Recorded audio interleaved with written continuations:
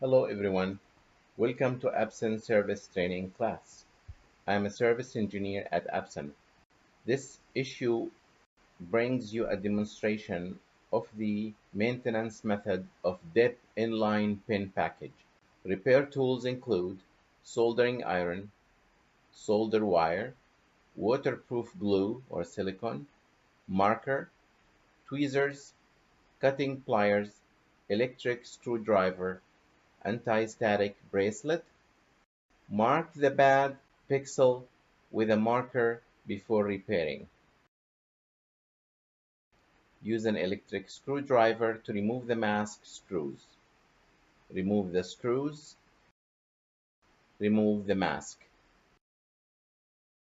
After removing the mask, use the tweezers to clean the waterproof glue around the bad pixel. When scraping glue, be careful. Don't scratch the PCB circuit. After scraping the glue, we can remove the lamp beads. Before maintenance, first raise the temperature of the soldering iron to 350 Celsius, depending on the specific situation. When removing the lamp for 2 pins, simultaneous heating, then when the pin is completely melted, clamp out bad lamp beads when cutting pliers. After removing the lamp, we need to clean the pad with tin wire to clean the surrounding foreign objects and keep enough tin and rosin in order to meet the subsequent welding. Next, we take out a new lamp bead. Because the new lamp beads have longer legs, we need to use cutting pliers. Trim the excess pins. The remaining lamp pin size is generally 2 millimeters larger than the PCB thickness. After trimming, hold the lamp with tweezers. Put in the corresponding position.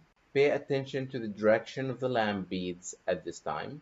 Be consistent with surrounding lamp beads. Then pick up the soldering iron to solder.